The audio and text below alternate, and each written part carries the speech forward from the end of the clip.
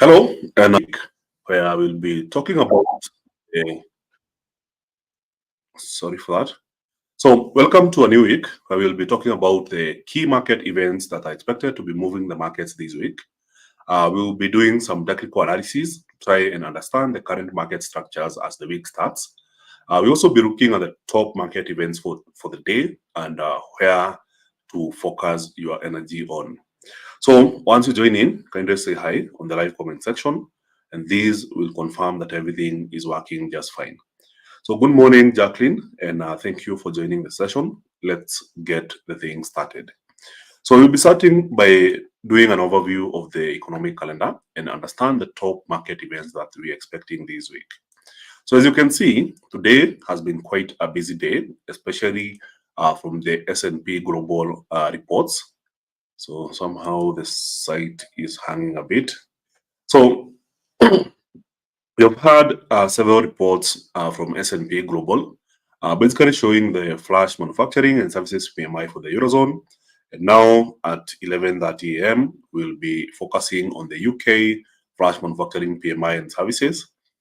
Then at 4:45 p.m., this is when we'll be focusing on the US reports. So, as for the earlier reports that already came in, we saw France as well as Germany, as well as the total for the Eurozone. So, for France, we saw manufacturing remaining in contraction period territory. So, when you think of the manufacturing PMI, they are graduated from 0 to 100, with 50 being the midpoint. So, values above 50 are considered to be expansionary. So, for instance, if the French flash manufacturing PMI was above 50, that would basically tell you that the manufacturing industry is expanding. On the other hand, if it's below 50, then it's contraction. So from what we are seeing, comparing the previous number with the current, there's a slight improvement from 43.9 to 44.0, but still showing or indicating contraction in the sector. So as for the services sector, this is a big change in direction from 55.0, which indicated expansion, to an expectation of 53.0, then down to 48.3, which was the actual reading. So in this case, you can see that manufacturing has basically just jumped from expansion to contraction. So as for Germany, what we are seeing with manufacturing PMI, from 42.4, it worsened to 40.3. Whereas for the services sector, from 51.2, we had a drop to 50.6, slightly above 50, indicating that services sector is still strong. But for the manufacturing, is quite worrying, especially considering that there are concerns that Volkswagen, one of the top global brands from Germany, is currently considering closing some shops or factories, which might affect up to 30,000 workers. So basically shows the continued story of German manufacturing weakening over time. Then for the entire Eurozone, from 45.8, we have seen a drop to 44.8 in manufacturing, not a good data point. And also for the services sector, from 52.9 down to 50.5. So this is often taken negatively since it doesn't show growth for both manufacturing and services sectors. And in that case, it tends to be bad for the euro. So we'll be looking at the market reaction from that as we focus on the other countries that will be getting the SP Global report. So for the pound, flash manufacturing PMI is expected at 11:30, and we're expecting manufacturing to slightly slow down from 52.5 down to 52.3, whereas for the services sector, from 53.7 down to 53.5, a slight drop, but still within expansion territory. Then for the US economy, manufacturing is expected to improve from 47.9 to 48.6, whereas for the services PMI, we're expecting a slight slowdown from 55.7 to 55.3. So if both manufacturing and services PMIs for the UK come in higher than expected, that should be positive for the pound. If they are weaker than expected, then that should be negative for the pound. And it's the same application for the US. So if you happen to see a stronger manufacturing and services PMI, then we should expect to see a stronger dollar. And the opposite is also true. So as we head into Tuesday, we'll be getting an interest rate decision tomorrow morning before the market snapshot, where we're expecting the Reserve Bank of Australia to maintain interest rates at the current level of 4.35%. So we'll be getting a consequent RBA rate statement. And then from there, we'll see a speech from the Bank of Japan, Japan Governor Ueda. Then after that, we'll get a speech from the RBA governor on the RBA press conference. So later on in the afternoon, we'll be getting the S&P Case-Shiller Composite Housing Index, which is expected to slow down to 5.9% from the previous reading of 6.5%. Then we look at the Conference Board Consumer Confidence Survey, and of course, a speech from the Bank of Canada Governor Macklin. So Wednesday, will not have much of data points. We'll start with the CPI from Australia, where inflation is expected to have slowed down to 2.8%, down from the previous reading of 3.5%.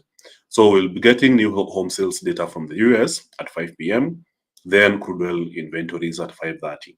So on Thursday, this is the big moment of the week, where the Swiss National Bank is expected to cut interest rates by 25 basis points, down from 1.25% to 1.0%. So this is expected to weaken the Swiss franc, and we could be seeing the market basically pricing this information ahead of time. So it's likely that we'll be seeing the Swiss franc weakening ahead of the rate decision on Thursday. So we'll get GDP data from the US at 3:30 p.m. on Thursday, as well as unemployment claims. But GDP is expected to slightly slow down to 2.9%, down from the previous reading of 3.0%. So later on, towards the end of the day, we'll be getting a speech from Fed Chair Jerome Powell. This is 4:20 p.m., very interesting number. And at the same time, remember, the speech will not be live. So he will be delivering a pre-recorded opening remarks at the US Treasury Market Conference in New York. So in this case, most of the time, when it's pre-recorded, it's released at the same time, so everyone gets a fair chance to read the report at the same time. So ECB President Lagarde will also be speaking at 4:30 p.m. This is during the European Systemic Risk Board annual conference in Frankfurt. This will be at 4:30 p.m. Then on Friday, we will be getting two very important data points. So one is Tokyo Core CPI, which is a measure of inflation in the province of Tokyo in Japan. This is expected to be a leading indicator of the overall inflation in Japan. There is an expectation that inflation dropped to 2%, down from 2.4%. Then we'll get GDP from Canada. We're expecting a slight uptick of 0.1%, up from 0.0% change in the previous month. Then, of course, the core PCE price index at 3:30 p.m., which will be the crowning moment of the week. This is expected to bring in some good volatility in US dollar pairs. So that's all we're expecting in the economic calendar. So on other news, we should be looking at quite a number of announcements. So one, bank investors are now betting 2024 could be the start of another 1995. So 1995 was after the US got into a safe landing and the banking stocks rallied by about 40%, which heavily outperformed the SP 500 index. So there's that expectation that a lot of banks that were stressed by holding massive losses on their bond holding were basically being affected by high interest rates. But now that the Fed is cutting interest rates, similar to what was happening in 1995, then the banks could start recovering, and we could be seeing them getting their bond valuations back, leading to a strong rally, especially in this last quarter. So that's something pretty interesting to check as we continue in the week. So another one is the rate cuts in 2024. We are expecting two more rate cuts, at least 25 basis points each. So that is likely expected to strengthen the US stock market, whereas it should be weakening to the dollar. So that's a long-term trend that we're expecting as the year progresses. So then we move on to the Chinese stimulus that was announced over the weekend. So China stimulus hopes rise as the People's Bank of China cuts rates and plans a briefing. So in this case, there has been a lot of expectations that if China continues with quantitative easing, which is basically printing money, then that should boost the performance of Chinese equities. China's rescue funds remain largely untapped. Only 8% of the total 580 billion yuan of releasing funds are deployed. So only 8% of 580 billion yuan have been released. So we're expecting more injection of funds into the Chinese economy, which is expected to be bullish for Chinese stocks. So that's also something you might want to consider. So gold rises to record high before US data that may give Fed clues. So in this case, we saw gold breaking over 2,600 last week for the first time. Today, we are seeing a slight pullback, but the overall strength of the bull market is expected to continue later in the week. So perhaps there is room for a nice pullback to find a nice entry as the bull market continues. So the other interesting thing you might want to be looking at is mainly about stocks. So Apollo is a big bank, and it has offered a multi-billion-dollar investment deal for Intel. So far, trying to look at the amount or the size.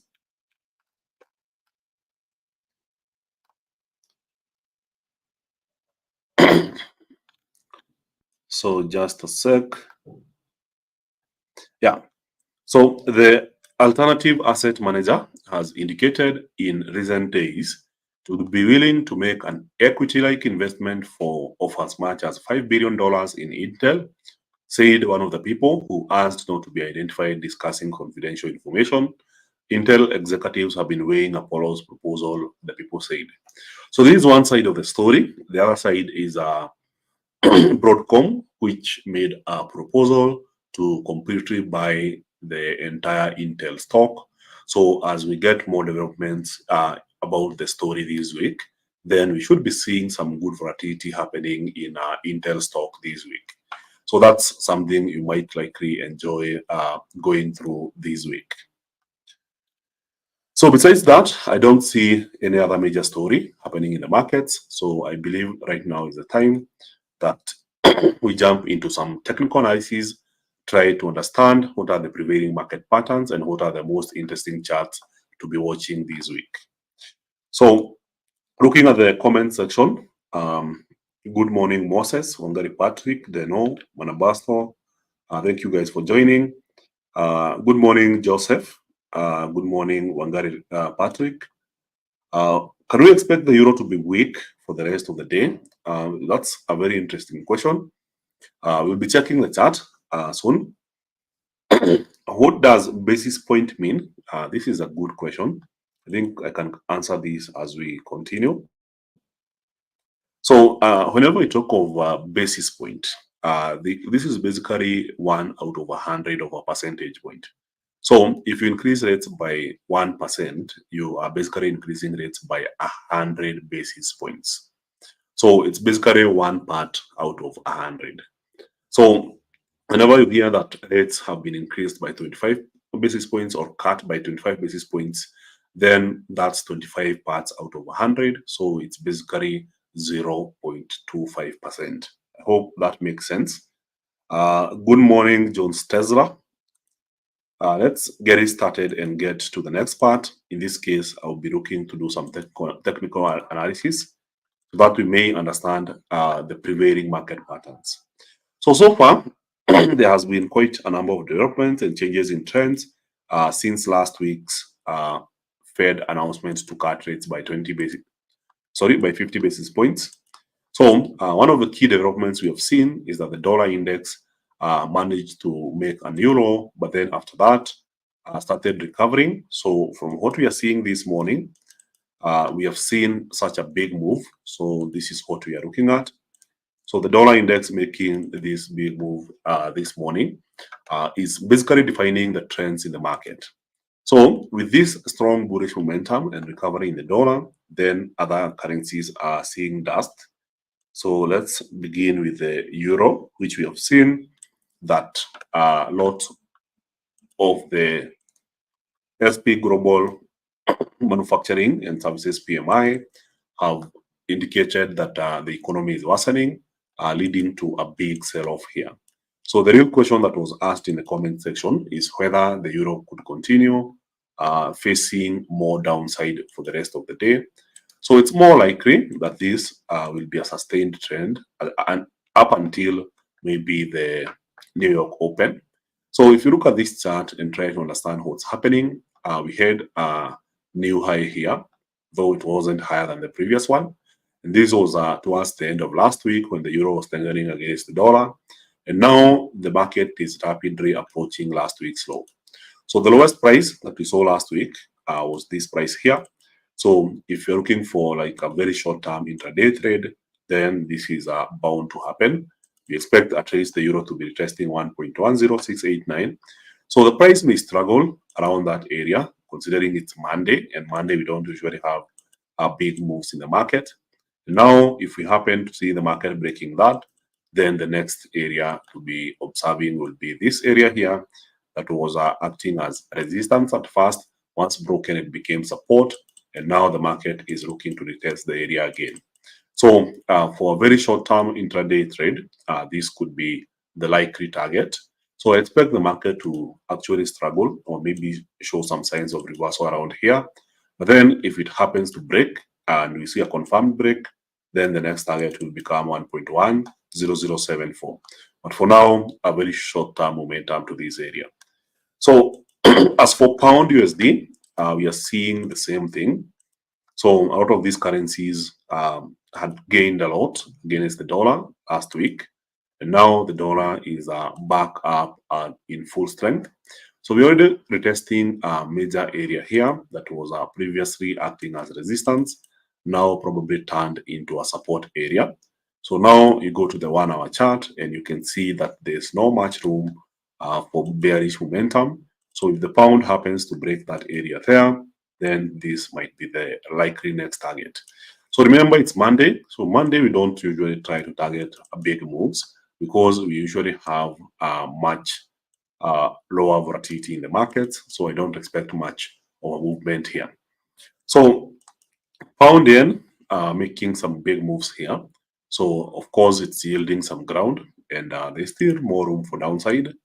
Perhaps retesting this area here once we move past this previous resistance. So 189.425 is a likely target. So looking at AUD-USD, which is a pair that is bound to experience quite a number of news. So on one side, we don't expect the Reserve Bank of Australia to be cutting rates. So in this case, there's still more room for downside as the dollar strengthens. So we are seeing this previous area that was acting as resistance now serving up as support. Of course, if you look at the lows that we saw on Friday, as well as on Thursday, they seem to be extending a little bit lower to around this area here. So we are still in the vicinity of this support area here, which has been acting as the low of day. But from here, I don't expect much of a movement. If you think of the bigger, longer-term pattern here, then the market is still quite in a range. So the overall price action seems to be moving sideways. So I wouldn't be expecting much from this one, especially considering that we have major news coming up tomorrow where the Reserve Bank of Australia will be making an interest rate decision. So as for USDN, we are seeing quite the opposite here. So while the dollar index is currently very strong, it seems like the yen is also very strong. So following what we are seeing as the prevailing trend in the yen, it seems likely that the yen will continue strengthening. And from what we are seeing here, it's a book pattern. I would call it a technical pattern. So we had a previous swing low at this point here. And since then, what we have seen is the market going ahead and forming a new channel. So it's a bearish channel that has been following this path here.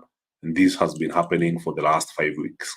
So now, as we start a new week, the market has retested that resistance and is now moving further back downwards. And somehow, the previous swing low, this area here, is also coinciding with this swing low here and the lowest price that we saw on Friday last week. So this might as well be the trade of the day. So I expect to see some further bearish momentum. So if I had to select one favorite asset to be trading today, this would likely be USD JPY. So the Nikkei 225 index is also facing a key level support.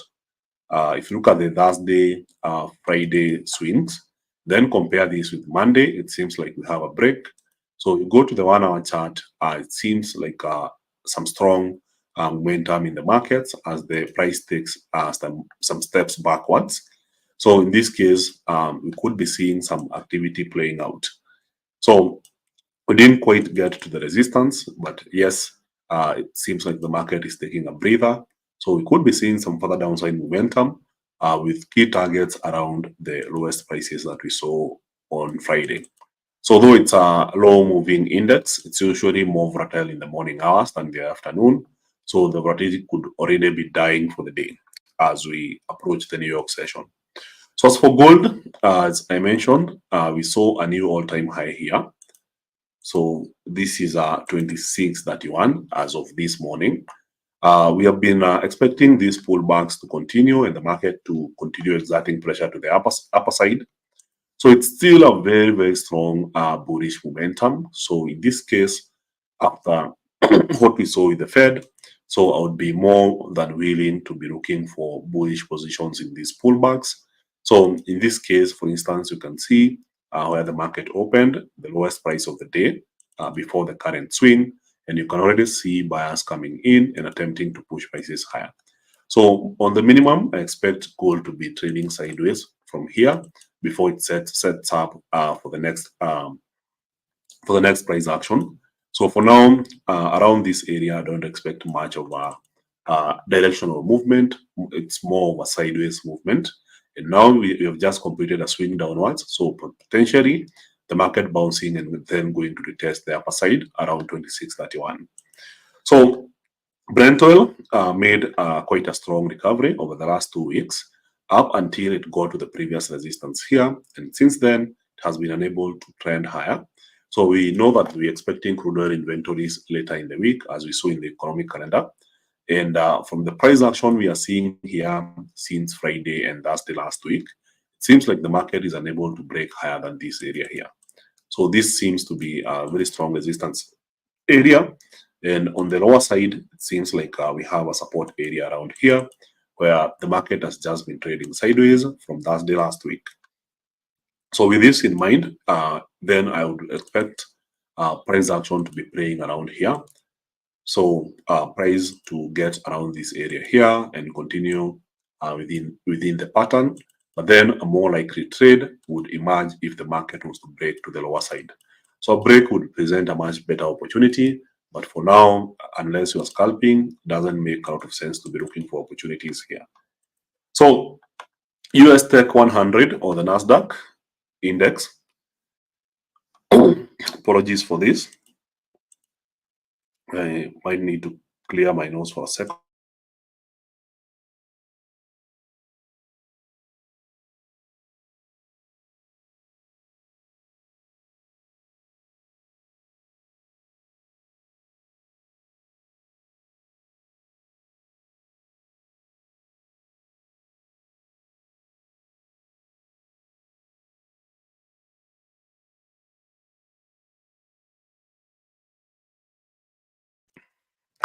All right. Thank you for your patience. So the Nasdaq is well on course into forming a new all-time high. So after the big decision by the Fed last week, the Nasdaq is about 4.72% away from a new all-time high. So right now it's struggling to break this resistance area. So notice how once it got to this resistance area, had a pullback to a previous support area and then a bounce, and now it's struggling to move downwards. So it's one of those markets where you don't want to be left out. So you want to mark this price action area here and wait for the price to break above it. So if once you identify that break, then a nice rally to a new all-time high might be in play. But for now, we are not there yet.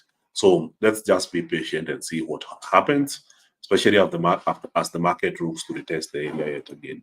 So an attempt to move the markets up is already being met by markets rejecting lower prices. So mark this area here around 19,949.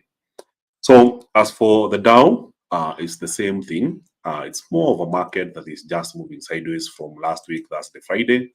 So we just play on the sidelines until you see a clean break. So if price breaks above this area and moves higher, then that would make a lot of sense to be looking for a bullish position. But for now, we stay on the sidelines, waiting to see what happens next. So for now, this is the area to watch and wait for an eventual break. So SP 500 is also doing the same thing. We don't have much of a price action here. So I would say for this particular period here, the overall price action here is just sideways. So the key level to watch for the week is if the market breaks the price that we saw last week on Thursday, then that would mean that you go for bullish positions. But for now, it's more of a ranging market. So for the Russell 2000, it had made quite an impressive rally. And now from what we are seeing here, it's a market that is almost trading in a flag. So of course, these are the key lines to watch. And if it happens to break, then we'll have a direction. But so far, it's a more of a ranging market. Then Bitcoin managed to break away towards the upper side. So now we have a very strong channel indicating a very strong trend. So in this case, the pullbacks might be nice to be looking for bullish positions. So in this case, from the 4-hour chart, is how it looks like. So we still have a resistance to watch around 64,965. That's almost the same price level that we saw as a high this morning. So as the price pulls back, I would be more interested in the kind of swings that get to this area, then extend into a completely new leg. So if I was to do a 4-hour, then perhaps could be seeing a bounce and a very strong rally from here. So I think I've covered most of the assets that we needed to cover. So looking at the dollar trading against the Swiss franc, we are really seeing a very strong struggle here with the dollar attempting to make a comeback. So market was completely unable to form new lows, and this was as the price actions that we saw last week. So if I try and remove this, and this is on a 4-hour chart, just trying to clean up the chart so it's clear for you guys. So since the big swing here and the market dropped to this bottom here, what we have seen is the market consistently attempting to break and failing. And now it seems like the market has been ranging for the last 4 weeks. So for this particular period here, this market has not been moving up or down, but then it's getting closer and closer towards the upper trend line. So if you add the upper trend line here, then you can see that the market is basically going for that particular resistance. Sorry for that. Just trying to highlight this.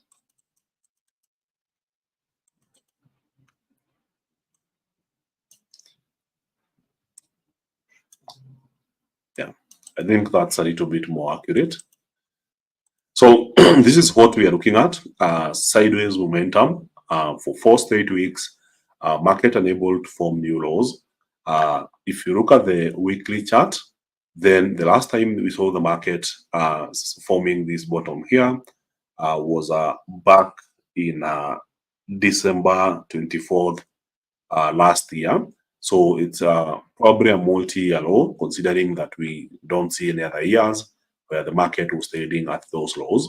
And now it seems like a major swing position area.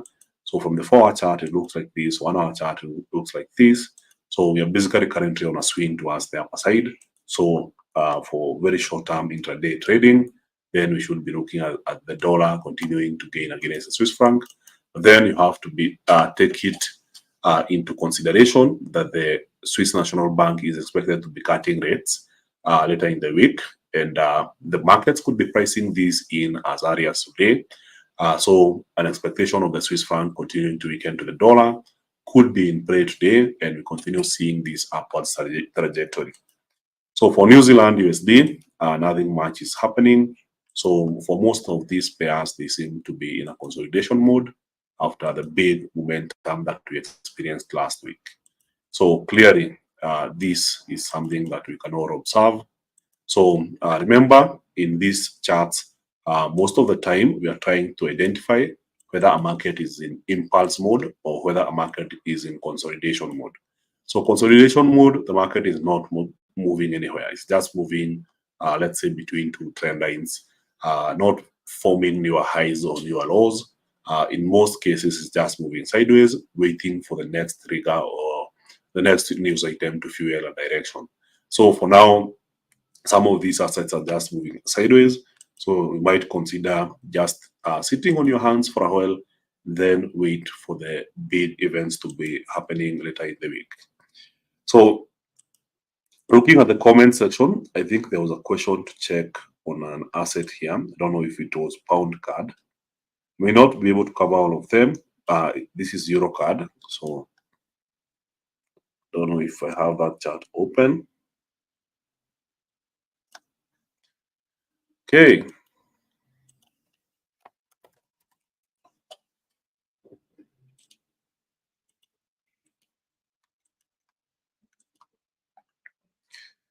So Eurocard making a big move here. Of course, we know the reason the euro is weakening is because of the worse than expected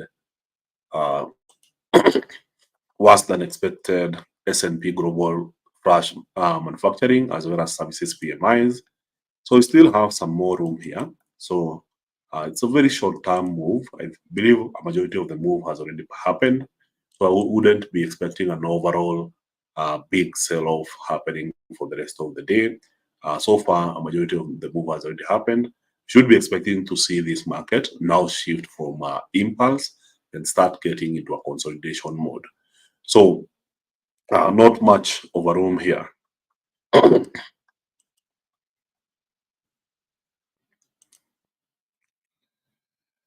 So there's a good question from Marco Kello. Where has gold been rallying bullish kindly? Gold has been making a big move this year, and this is mainly as a result of monetary policy changing.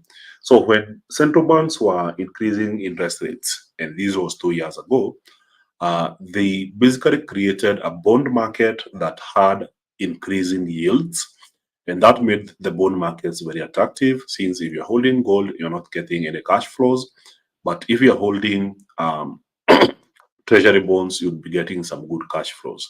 So as interest rates were increasing from the US and the West, the Eurozone, the UK, and so on, also other smaller central banks had to keep pace with the Fed.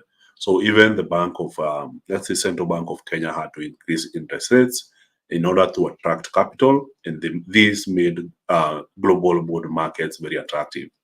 So now that a majority of these central banks are now cutting interest rates, now they are making bonds less attractive and investors have to rotate somewhere. So currently we are seeing a rotation, especially investors moving away from treasuries and buying gold because it tends to do well in this kind of environment where central banks are looking to expand monetary supply. They are lowering interest rates in a cycle where we expect that at some point, maybe next year, they will be printing more cash. And this usually helps or benefits rare commodities such as gold and oil. So are you long-term bullish or bearish USD? This is kind of neutral for me because the European Central Bank is cutting rates, the Fed is cutting rates. There's not much of a divergence there. However, if you consider the UK pound and the fact that the Bank of England has decided to be very slow in cutting interest rates, the decisions that happened last week created a divergence. So the effective interest rates in the US, which was between 5.25 and 5.50, was cut by 50 basis points. So now we are looking at between 4.75 and 5%, which is now lower than that of the UK, should definitely drive sentiment this week. And as a result, we should be seeing a much stronger pound compared to the US dollar. So I would say I'm very bullish on pound USD, but a little bit neutral on Euro USD.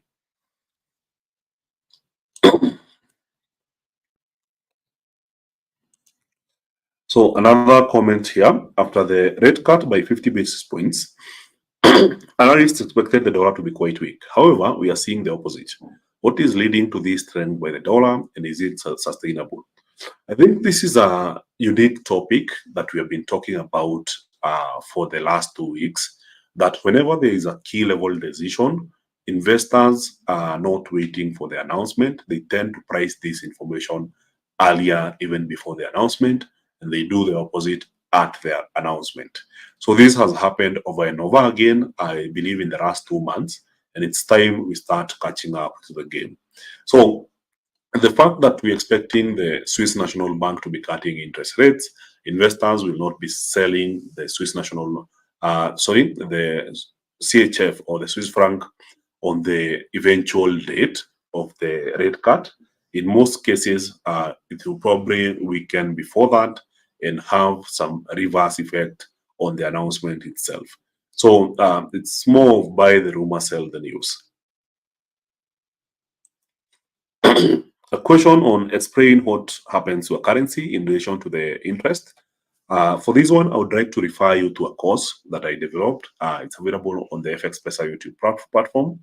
It's called Novice to Pro, and on one of the episodes where we cover fundamental analysis or news, I basically take a whole hour explaining how these central banks and their policies impact currencies. So I would rather refer you to that, and hopefully you get more content from there.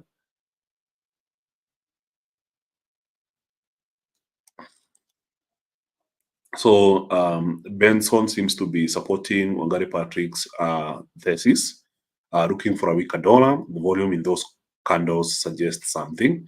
So yes, overall we are expecting a weaker dollar. So the idea is even if you see some strengthening of the dollar today or even tomorrow, the overall direction is downwards, since we are expecting further rate cuts before the end of the year. So shorting the dollar might be the norm. And the idea is to be looking for a stronger currency. An example is what we mentioned here. USD JPY, you know that the Bank of Japan is looking to be raising interest rates in the near term, and that is expected to strengthen the yen while the US is cutting rates. So this might be an idea to be looking forward to. So hello, Philip. Good morning, Robert. We already covered USD yen. I'll be covering one more before we end the session. Here for the daily alpha, thank you and welcome to the session. So if you're watching this on YouTube, remember to like and subscribe to the channel. If you are watching this on X, remember to like and share the video. So the one asset that we haven't covered yet seems to be the HK50 and pound yen.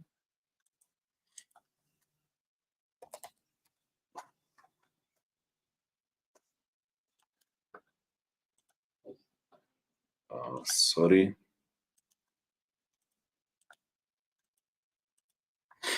So the Hang Seng 50, as we mentioned, we are seeing a lot of optimism into China's stock market. So far, we have had quite some decent bull run over the last 2 weeks. And now what we are seeing here is a pullback. Of course, breaking this, as we all know, if you see a market going up and then later on it makes a big sell-off and eventually gets back to the same area, then you expect some price action to be playing around this area here. So in this case, the market found resistance, pulled back, and then eventually broke. And now the expectation is that we could be seeing some form of retest before market continues in that direction. So for HK50, I think the level to be watching is this area here. If the market actually completes the retest and then continues in that direction. So for now, wait for those pullbacks and time them perfectly. So pound yen, I don't know if I have that chart open. Yeah, we already covered this. we said that this is a big straightforward sell-off with key levels targeting this area here. So notice how the market has been behaving. Anytime it got to this area here, 189.425 seems like a likely target for today, which is Monday, the 23rd of September.